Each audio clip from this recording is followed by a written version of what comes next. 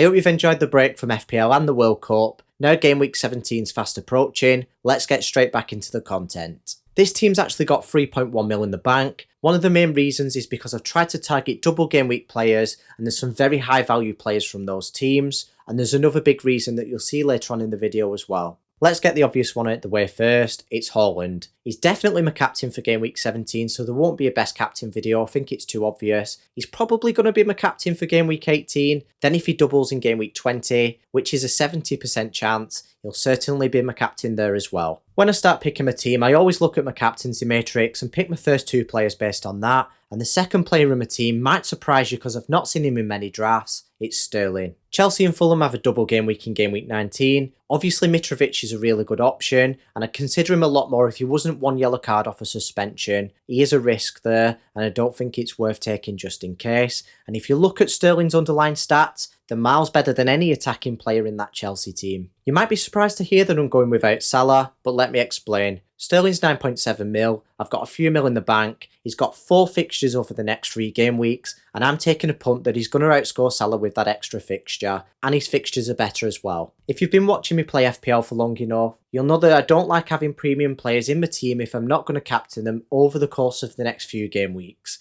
That's because there's a high risk of low value for money, and it's really difficult to get high value for money at that price tag without the ×2 multiplier. Of course, there's a lot of flexibility with that budget. Not only could I upgrade one player to a premium, I could actually spread the funds across my squad, and with the upcoming game weeks not being announced yet, I do need that flexibility. Anyway, back to the Chelsea assets in general. I really like the fact that they've got a double game week in game week 19 that's definitely going to happen. That's the nearest double game week, so I really want to lump on those players. Then they've got a 50% chance of a double game week in game week 21 as well. The first defender in my team is Reece James. There weren't any injury concerns initially, but he did play 65 minutes in the week, and Graham Potter said in his press conference, Reece is back in, he's been training with us. Chelsea's fixtures are slightly easier from an attacking perspective. That's because Fulham are better in attack than they are in defence. To be fair, you could argue that the attack fixture difficulty ratings apply to Reece James as well, because he is an attacking defender. Making the most of those attacking fixtures and completing the Chelsea triple up is Mason Mount. For just 7.5 mil, he's an absolute bargain. He is a couple of mil cheaper than Sterling, so one thing I have considered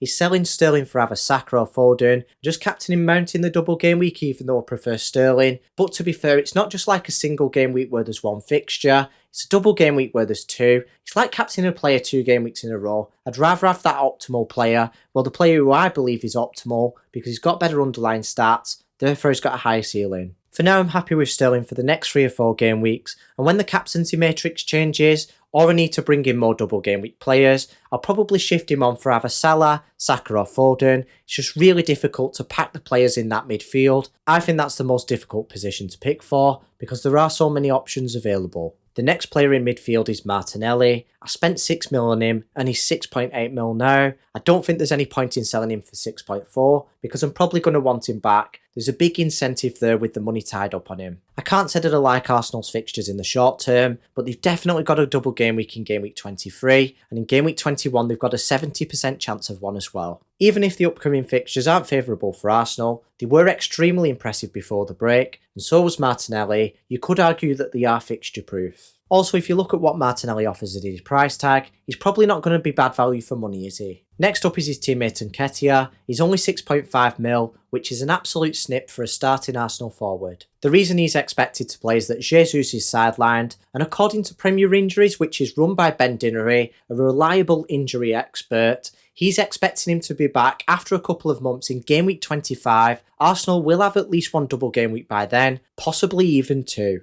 And to complete the Arsenal triple up is Gabriel for just 5.2 mil. As you can tell, there's a common theme. The Arsenal players are cheap. They're probably going to offer good value for money with that extra fixture, potentially 2 extra fixtures. I want to have 3 starting defenders most game weeks, so I've got that nice high ceiling in attack, and one player that's going to be playing every game week, it's Cancelo. I'm expecting him to score the most points over the next 7 or 8 game weeks for defenders. He's got a double in game week 23 and 70% chance of a double in game week 20 as well.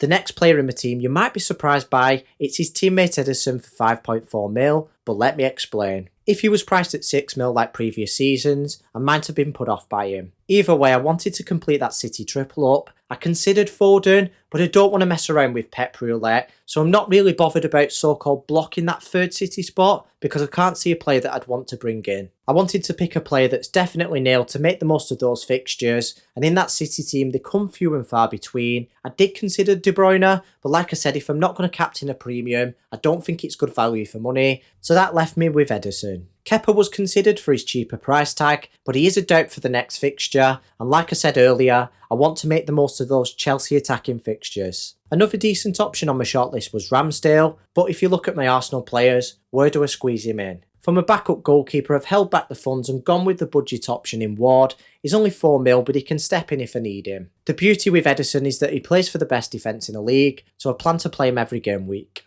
I've been quite tactical with my next two players. It's Duncan Gross from Brighton. That's because they have a potential double game week in game week 21. That's a 90% chance of occurring. It's either against Palace at home, which is a 60% chance, or against Bournemouth away, which is a 30% chance. They are both quite cheap. Dunk's only 4.6 and Gross is only 5.6, which is really cheap for a midfielder. The whole point of this is hedging my bets for the double game week because it's so likely. That'll save me some free transfers, so I can upgrade to other double game week players if I need to, or put any fires out, and it'll save me some hits as well. If a double game week is 100% confirmed, I can bring in Trossard with just one free transfer, then I've got a Brighton triple up. If you're wondering why I've gone for Gross over Trossard, he is a bit more of a bench pick for now, so I don't really want to put that money on the bench. I'd rather have the funds in the bank and have that flexibility if I need to make transfers, especially big upgrades. My last midfielder is only 4.5 mil, he definitely doubles in game week 19, it's Andreas Pereira. He's definitely going to play in the double game week, where his points projections are as high as the optimal captain would usually be in a single game week. That's unbelievable for his price tag, and with him being so cheap I won't need to shift him on in future.